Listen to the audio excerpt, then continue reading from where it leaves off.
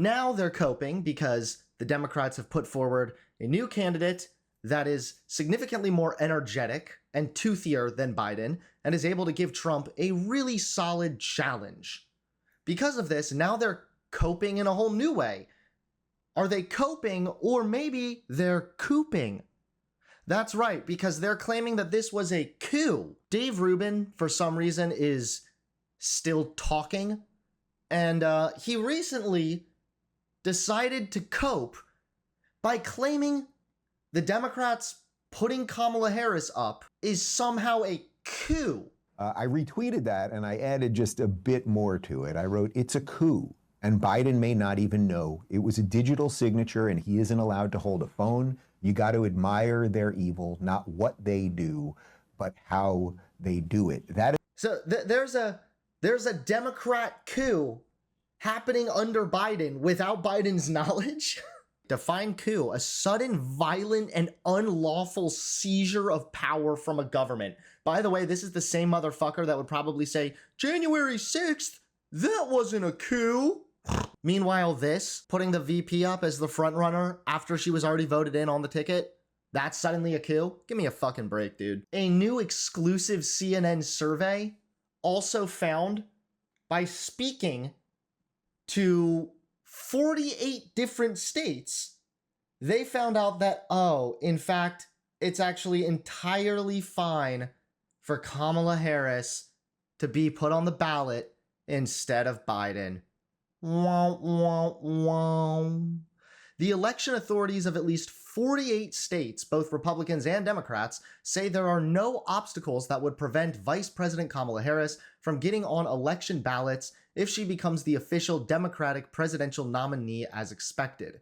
The findings of a CNN survey of all 50 states undercut the claims of House Speaker Mike Johnson, who said both before and after President Joe Biden dropped out of the race on Sunday that there are legal impediments in some states to a party switching presidential candidates as the Democrats did.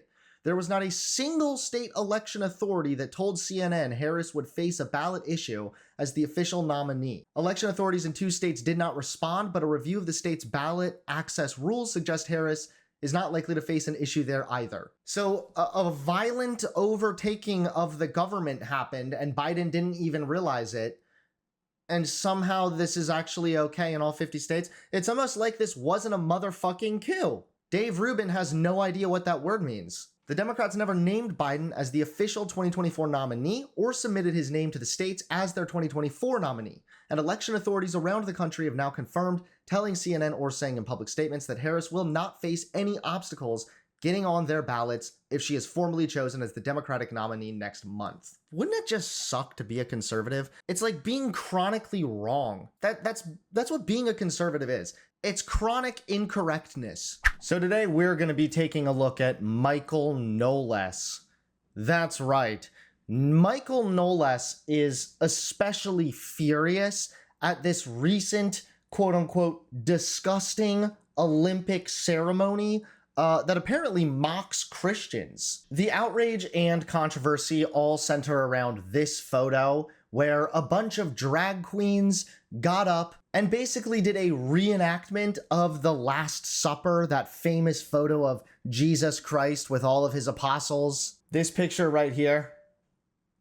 So, a famous painting about Jesus was parodied by drag queens, which I must say quite well. Some painting of Christ at the Last Supper being parodied by a bunch of drag queens is enough to make conservative Christians everywhere just shit, piss, and cum their pants. It's actually fucking embarrassing. So Michael Knowles has posted this video, "Disgusting Olympic Ceremony Mocks Christians." Again, I don't really know if that was even mocking Christians. Like, it's a famous piece of artwork. You know how much I hate to say I told you so. I have never been more vindicated in not watching the Olympics than I was on Friday night when the Olympic ceremony kicked off in Paris by mocking God. So first and foremost, 15 seconds in, let's just start off with this. It starts off with mocking God? I'm sorry.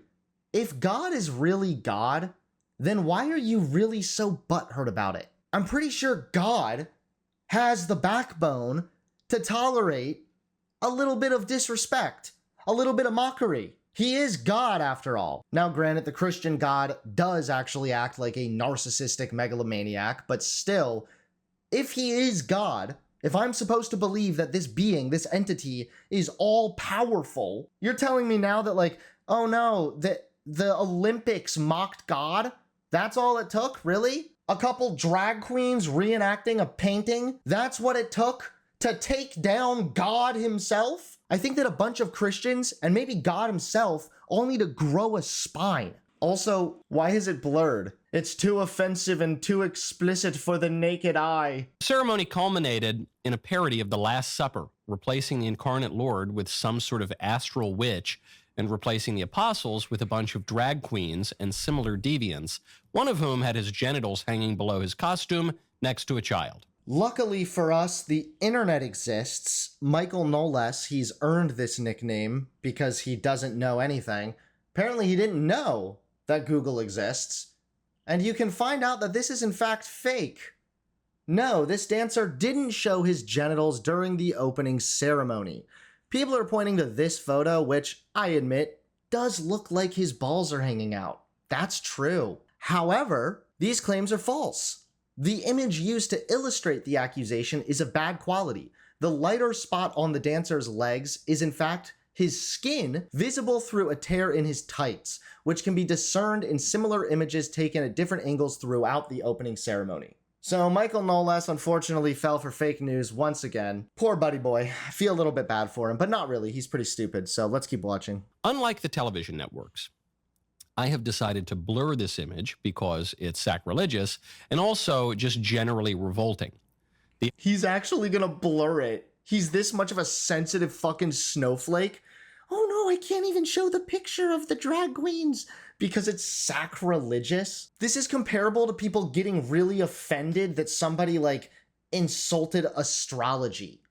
Like, it's all bullshit anyway, so who gives a fuck? Donald Trump has named his VP as JD Vance, but more recently, some unearthed video clips have resurfaced and have really further brought into question what this guy's real opinions actually are. So in this unearthed podcast clip, JD Vance says that people without kids are more sociopathic.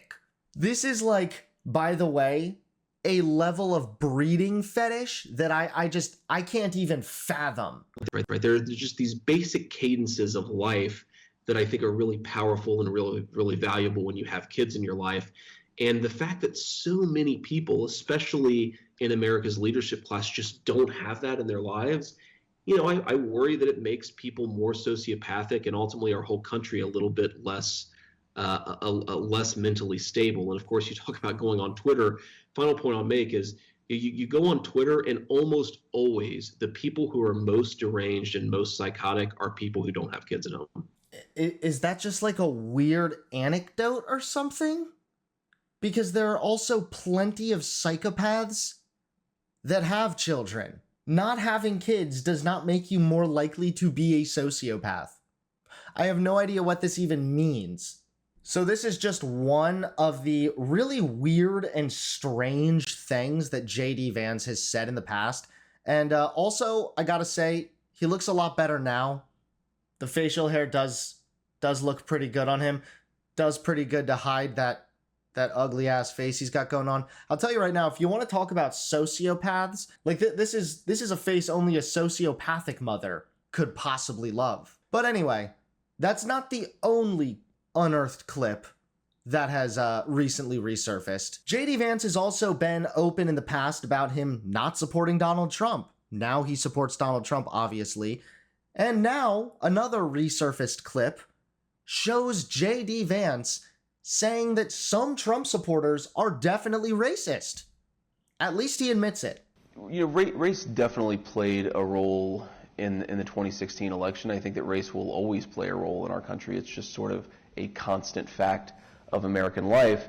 And definitely some people who voted for Trump were racist, and they voted for him for racist reasons. I always resist the idea that the real thing driving most Trump voters was racial anxiety or racial animus, partially because I didn't see it, right? I mean, the thing that really motivated people to vote for Trump, first in the primary and then in the general election, was 3 words: jobs, jobs, jobs, right? So very interesting stuff right there. Sounds like J.D. Vance has been a bit of a flip-flopper throughout his time in politics.